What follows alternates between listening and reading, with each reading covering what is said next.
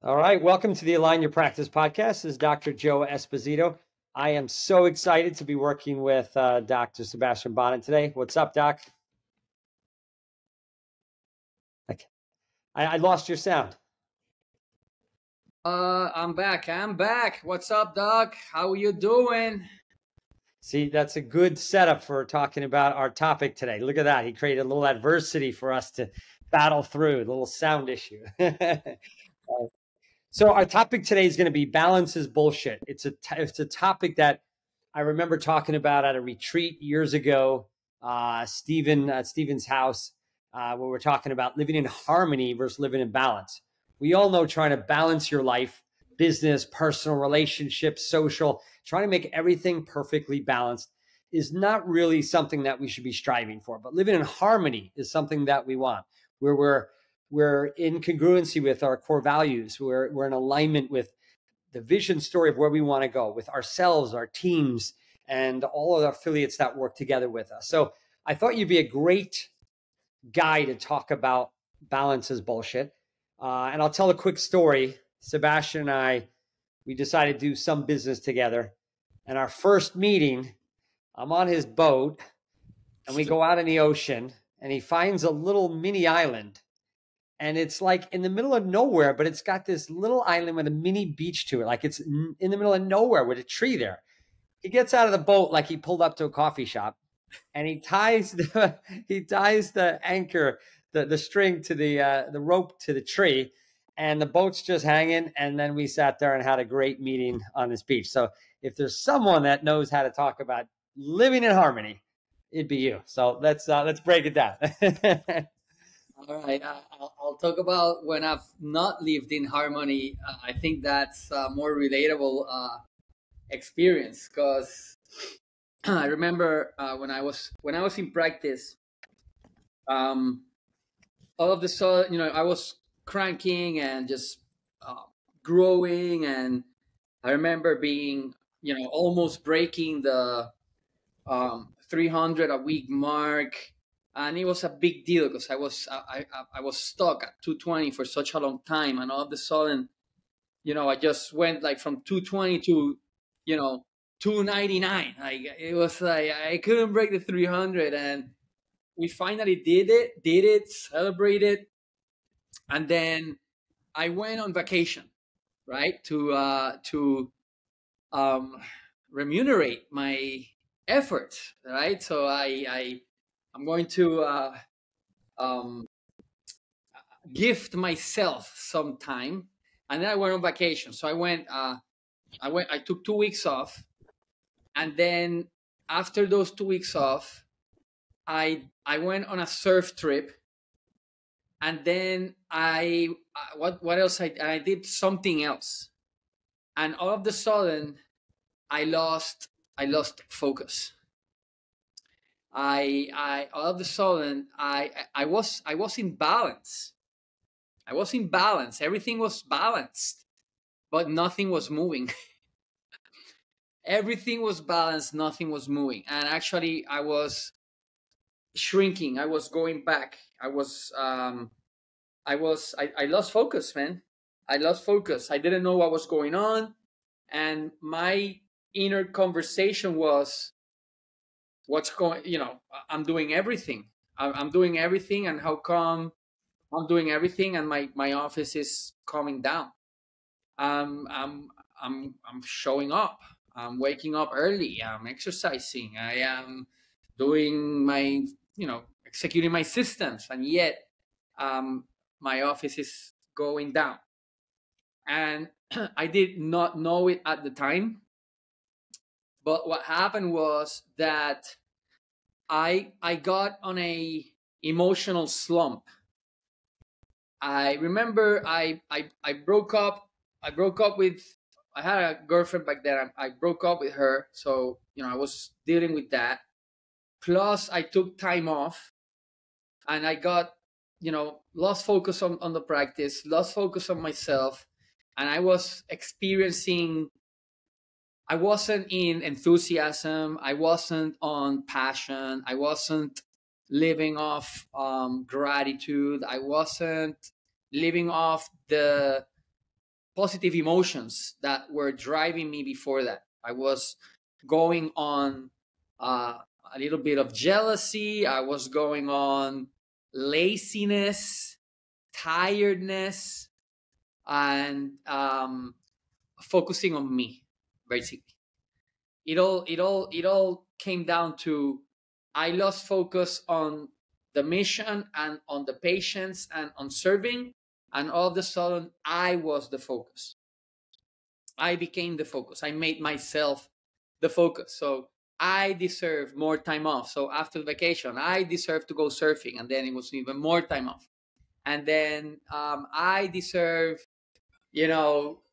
just enjoying the success without really doing anything. I remember thinking this, like, oh wow, this is all flowing by itself. Wow, all this success, nice. Like, I'm gonna just chill out a little bit and just lean back. And then a momentum that took 8 years to build, it took less than 3 months to kill, and more than 15 months to get back to. Wow. That's not a good ROI, bro. Like, 8 years to build something that I lost in 2.5 months. See what I'm saying? So when you're inside of that, I'm sure you've been through that in your life in situations where you had this awareness or this realization. Was it, and people listening to this, like the story, to get out of the story, we're trying to get to harmony. A lot of people look at Sebastian Bonham like, oh, he's always in harmony. There's never an issue. Everything's just easy for him. And it's like, no, it's constantly trying to get back into harmony. We're always going through adversity. We're always having a trial. We're always learning. We're always getting more disciplined. We're always refining, right? It's not this harmony dance where everything is, like we said, in balance. So when you're inside of that, how quick did you have the awareness that it was your thoughts, you created this reality, or was your identity the victim? Or like, how long did it take? Because you said 15 minutes to repair, but were you lost for 12 months and then woke up? Or give me some scoop on that, that period. Here's the thing: 8 years of just going up. 8 years, not like It's like 8 years of just pure growth and momentum and just awesomeness and greatness and wow, right? It's like, but what happened was that I turned the focus towards myself, my needs, versus serving the needs of the mission, serving the needs of my practice, serving the needs of my community, my business. I was making it about me and not about making it about them. And I heard that before in DE. I've heard that, in other seminars, like, yeah, when you're making it about you, you're shrinking. When you make it about them, you're growing. I'm like, yeah, right. Yes, of course. But I never experienced that until I went through that. And then it took me more than a year to realize that, holy cow, like, I've been making this about me. I stopped making it about them. I stopped serving my patients, and I was still adjusting them. I was still serving them, but I was doing it to serve my needs. No, that makes sense. So you're saying it take about a year. So you were in that funk trying to solve. And if someone's listening to this, some people get in the funk, they flip into victimhood, they turn the energy into blame, they have no empowerment. Once you become a victim of your reality, you're actually handing off the empowerment to every external source, and you have no ability to solve because you created victimhood, like you gave it away. So when I say people, you're in victimhood, sometimes they get defensive. I'm like, no, it's an awareness that you have to break out of victimhood, because you can't solve as a victim, because that means that you have no power. It's an outside influence. So You may have been a victimhood for 12 months, and then all of a sudden you're like, whoa, I got to change this script. Some people, when they're in the victimhood, it becomes their identity. Then it's like the world's against me, and they'll live that for a year, 2, 5, 10, 2 decades, right? You said you took a year. Well, that's great. A lot of people take chiropractors for years until they figure out. So I guess, what's your advice of like how to reset that or know you're going through that, how to check yourself? And then I want to get into the discipline of harmony. You live a life in harmony now, but I know you really well. It's not perfect. It's not this dance that people think that, oh, Sebastian, just this and that. No, you are disciplined, like to the hour, from your rituals to the way you run business to your rejuvenation time. It's ritualistic and it's purposeful. And it takes a lot of work for you to manage this thing. It's not to say la vie, you just dance around this surfer guy. You know what I mean? I don't think people realize to live like that takes more discipline than the other way. So anyway, talk through those two things. First question is, how do you know you're in that? And what do you do to break it? I know now you could probably do it in a week versus a year. Give some insight on your awareness of that. So how do you know, how do I know I was in that? Is because I wasn't growing. So, you know, I measuring my, you know, seeing my metrics. The natural state of every living organism is health.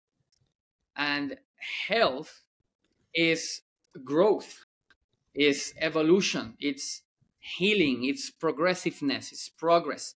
So if you're not growing, okay, then you're learning. In life, you're not winning or losing. You're either winning and growing or learning. So how do I know? By my numbers. How do I know by your numbers? Then what do you do? Team two. Yeah, then you got to reflect on, I think what your message, what you've been saying is, you got to get out of yourself for a minute. Like your numbers start to crash. Maybe you become a victim. You start thinking about me, me, me. Maybe it's the reflection on your values and what are you trying to serve, and flip that script fast. Not a year, within a week, you start seeing, it's like, wait, let's check my gratitude, check my vision. You know what I mean? I look at my core values. Am I honoring myself? Am I honoring I think that's a great way for someone to make that move and not live in it for, I've done it too for over a year. Right? I mean, that would be your advice, or what are your thoughts on that? Well, my advice, I haven't gotten to the advice because what I needed to do to step out of that. Because remember, within that year, I thought it was because I was not doing things. So I got into doing and doing and doing and doing everything, and nothing is changing. Like I'm following the script to the T on day 1, day 2, and patients are not converting, or, you know, to my expectation and where it was. The conversions are low and they're not showing up and they're missing appointments. And it's like, but I'm doing everything, right? So I was focusing on the doing versus the being. You know, you have the be, do, have, right? You got to be, so you do the things you got to do to have the things you want. That's the order. Well, usually it's like, well, when I have this, then I'll be able to do that, and then I'll be able to be this. So when I have money, then I will be able to do the vacations that I want to do, and then I'll be happy. No, you be happy now. Be happy now, and then do happy things. And then that's how you're going to attract the money to then do the things you got to do to be and have. So it's not have, do, be, it's be, do, have. So I went through being. It's like, holy cow, finally I realized I've been making it about me, not about them. I got to go back to serving my patients and serving me, serving myself, but from a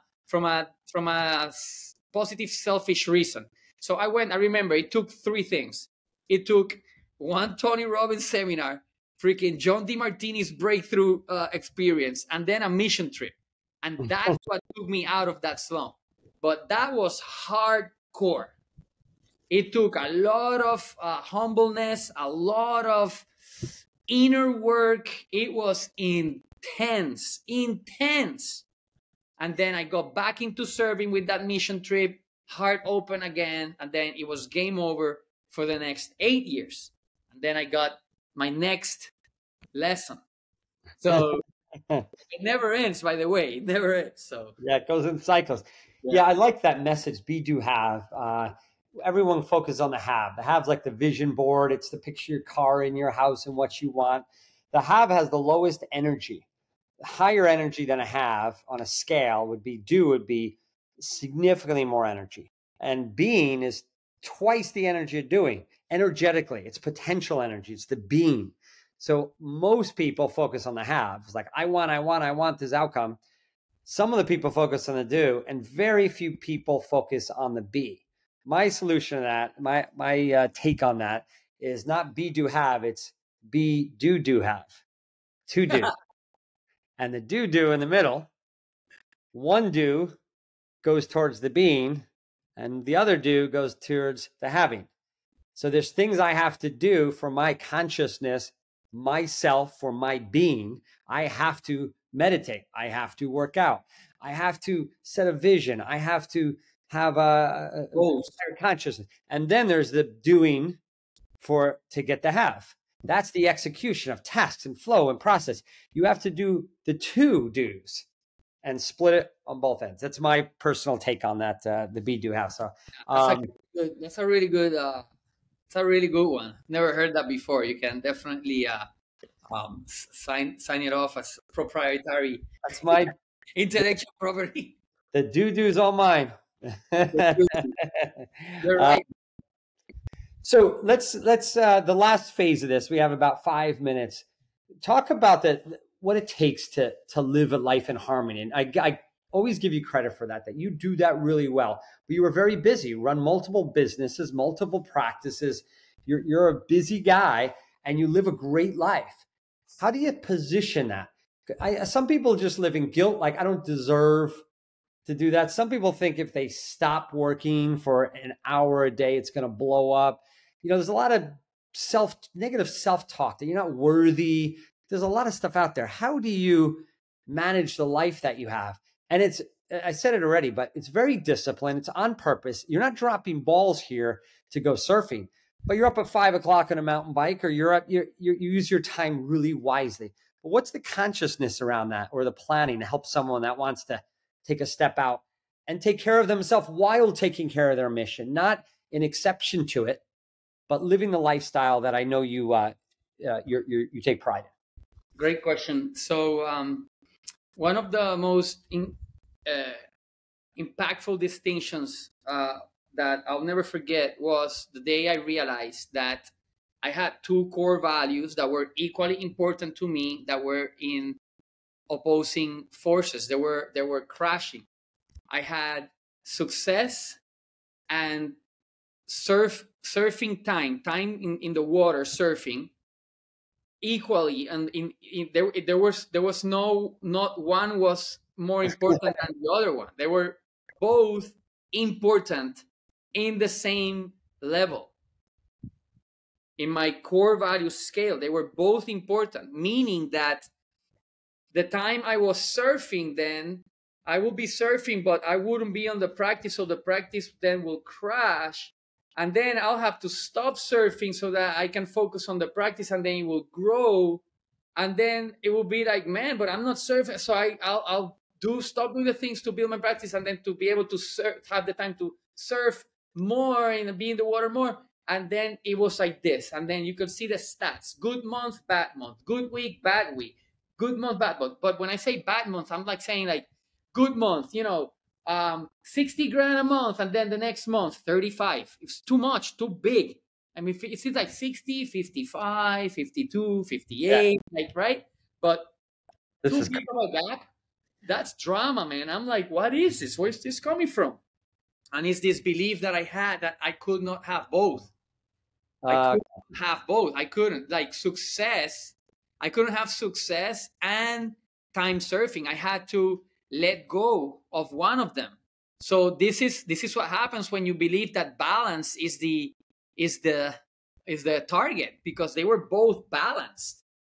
They were both balanced. So no, you can't have both balance. You You got to give all your energy to one, 100% of your energy to one. And when you're 100% giving your energy to something or someone, you're giving 0% to everything else.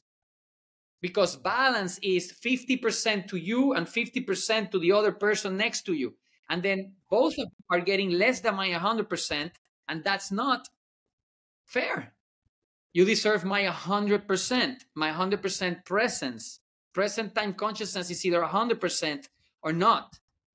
So I had to collapse those values and find a way of how more time surfing and more time in the water equals more success, and how more success, being more successful, will equal more time in the water.